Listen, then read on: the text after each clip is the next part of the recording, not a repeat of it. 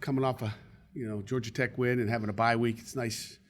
I can't tell you how nice it is to, have a win and then have a bye week, because I've been around some miserable weekends or weeks when you lose football games. So I've been fortunate there. Kids have played hard. And, last week was an opportunity for our kids to get fresh. Although we practiced twice, I think we tapered back a little bit, did a lot more mental things. Chance for, coaches to get a little bit fresh. And really, getting that fight for the fourth quarter of this season, the last three games, with the most important one coming Thursday night. So we got a chance to go on the road recruiting and hit some different spots and focus on that. So overall, great week. We got a North Carolina football team that we've struggled with in the past. New head coach Mac Brown, talented football team, both offensively and defensively. If you ask some of our kids, we can, year in and year out, they tell you, North Carolina's got some of the most talented guys that they play against every year. So we know they'll be talented. They're well coached. They're fresh in what they've got offensively and defensively and special teams wise. Again, they're probably the best 4 and 5 team in the country, coming off of 5 losses, total of 19 points. Beat a South Carolina team, beat a Miami team that we hadn't beat. And then, lost in overtime, lost to Clemson by 1 point, 21-20. So it's a good football team coming here Thursday night, and it's going to be a battle, and we got to play our best game that we've played yet this season. So, questions? Pat, should we just start the game with 5 minutes left and tied and shorten everybody's night? Because it seems like no matter what happens with you guys when you play them, it's that last 5 minutes. Yeah, let's do it. You want to call the ACC office, see if we can get that done? We'll save everybody's time, and then you guys can go watch a Steeler game too. Be a great deal. Go listen to Billy. I don't think that's going to happen.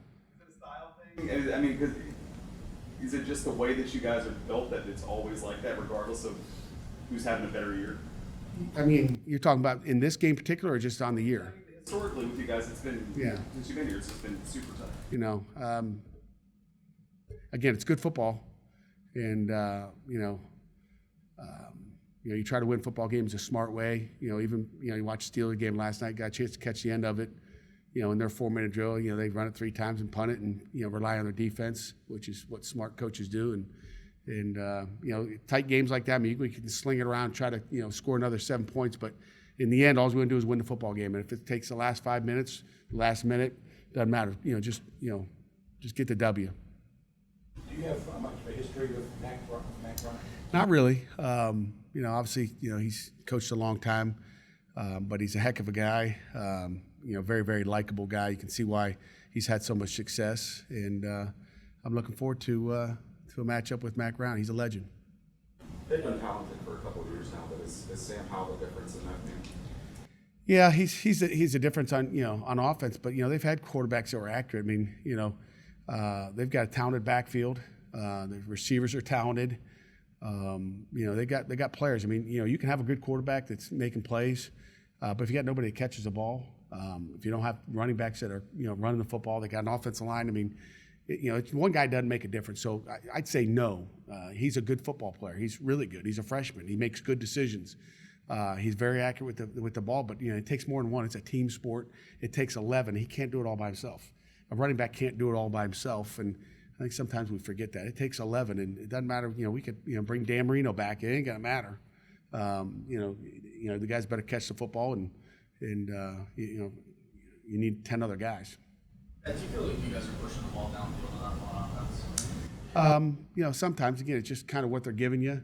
We'll see. It's game by game what you're doing. So, at times, you got to take what they're giving you. So maybe the offense might have to come out of its shell a little bit, considering what UNC kind of brings to the table today and throw it around, put up some points against Virginia and some teams like that. Yeah, I think our offense has shown when it becomes a high-scoring game that they can match with it and not be conservative and do whatever. So I mean, I think you go into the game, you find out what it's if we get down 21 real quick, you're going to see us open it up and throw it down the field probably a little bit more.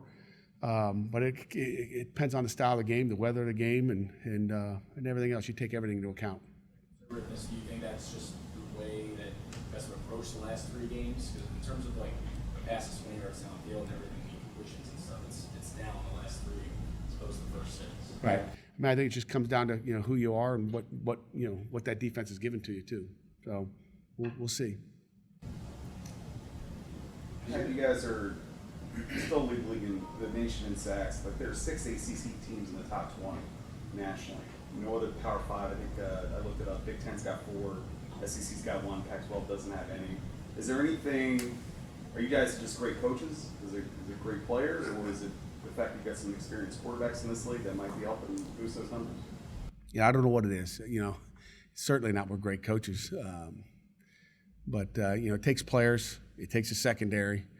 There's coverage sacks, as we've talked every week. I mean, it's a combination of whatever. I mean, it doesn't matter. I don't care about sacks. I care about wins and execute and winning football games. Well, sacks ain't gonna win you a football game. There's no guarantees. Do you expect DeMar back, and how did the 2 guys replacing him last week? But Stalker did a great job. He's one of our players of the week or unsung heroes. The guy maybe just didn't he had a nice out and up or wheel route, whatever you want to call it, and was right on him at the end of the game, which we had worked all week. And Jay is one of the most unselfish guys that we have on our football team, and he doesn't care. He just plays, whether it's just special teams or if he gets 5 plays on defense or he gets to start the whole game. You just love his attitude. And then DeMar will be back, so it'd be nice to have him back. And again, Jay Stalker got a whole game under his belt, and you trust him even more when he gets that opportunity and has the success he did. Updates on Aaron Clowney? No. Healthy. The strength of your team is obviously defense. This strong defense led itself to success in November football. Yeah, I mean, you've heard it. You're older than me, Jerry, for sure. But championships are won by defense. Defense wins them, and we'll find out what we got these last 3 regular season games. But we've been here before, and we need to finish strong as a defense, and we need to be very productive on offense, and we've got to be superior in special teams. I think that's the goal every week as we move through the season. You say defense wins championships, which is true, but I mean, I watched the game on Saturday with ostensibly the 2 top teams in the country, and they scored 87 points. I mean, are you guys kind of a throwback? Do you feel is there a bit of a throwback mentality in this building? I mean, those are 2 explosive offenses against 2 good defenses, and that's going to happen. It all depends on who you're playing. I mean, so I don't know if we're a throwback, because throwback we'd be facing 2 tight ends and 2 backs and be a big mosh pit in there. It's not that. It's spread offenses, and our coaches are doing a good job of game planning. Our kids are executing and making plays. So it's a different age and different era, and our kids are executing. I think they're playing with a lot of confidence. But like I say every week, I could sit here and pump them up and say they're playing good. Nobody cares what they did last week or the week before. It's all what they do, because they'll be mud if they don't do their job this week. So Thursday night's going to be a big night. I know you're not a fan of the phones, but Jalen was in here with us the other day, and he talked about how there's an Instagram user, Jalen Twyman, about it's called D-line vids, and he said he will go and the guy posts video of defensive linemen doing stuff, and he says he tries to borrow that. I'm just curious, as a coach, is that it's good stuff? Any information is fine? Is it on any information is good. I mean, it's just fundamental things on how to beat a guy. Yeah, I mean, there's a bunch of different ways to do it, and Jalen's in that meeting room enough with Coach Partridge. He's not going out there winging it, and also we're going to see him at a 2-point stance, rushing a passer. He's not going to go, rogue on us. But there's something, and again, it's just fine details he's probably looking for. It's not some crazy stuff that we don't already have in. But that's how much that guy cares. I told you he goes in that meeting room and watches tape. He watches those vids probably till midnight. Hopefully get some sleep. But that's the kind of effort he's putting in. If you have 55 to 60 of those guys doing that same exact thing, you have a national championship team. And he's got a passion for football and a passion for being great. At 3/4 of the way through the season, Kenny is just number 2 in the country in attempts per game. How would you assess his play? Kenny's played really good at times, and he's played average at times, which is kind of the game of football. I mean, he's not going to be perfect. There's nobody in this room perfect. Certainly, I'm not perfect. Would you like him to to be perfect? Heck yeah. Are we searching for perfection? Yes. I mean, you look at last week. I mean, we've got to stop the turnovers, but one of them we tip it to them. One probably a bad throw. He kind of looked the receiver down, which he brought the free safety over there. So that's little details that we can correct. And then another one, Maurice French was down and fumbled, and it was called a fumble. But so I mean, you look at those. So those are things we have to eliminate as a football team. If we want to be explosive and you want to win, by more points than 7 or 2 or 3. That's what you have to do. Mark handles the offensive side of the ball, but turnovers in game affect decision making on. Would they affect you, John? If you were the offensive coordinator and you call it, you turn it over. What are you thinking next? It make me want to hand the ball off, to someone I trust. So yeah, and I think anytime that happens, it's like, ugh, you got to protect the football, and when you're having success. When the defense is having success and it doesn't matter what you call, that's good. Once you run a zone blitz and it gets you beat, is it going to slow you down from zone blitz? And heck yeah, it's the same thing with any side of the ball. If you rush the punter and you run into him, do you think we're going to rush the punter the next time? Probably not. We're probably going to hold up and stay away from the punter because we got guys that aren't disciplined enough to hit him. So I think anytime things happen in games, it's natural for you to go, okay, hold on, what can we do?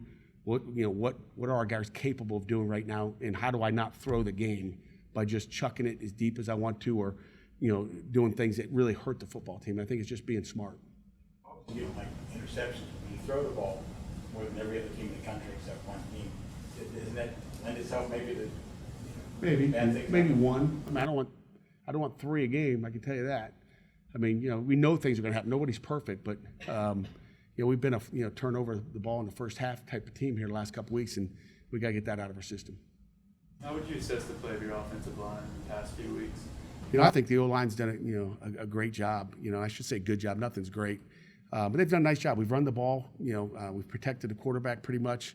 I think they've done the job. Could they be better? There's no doubt about it. We're after them every day out there, and I like that we're developing some other guys that can go in the game. And Gabe Hoy, Jake Cradle and Carson Van Lin are getting.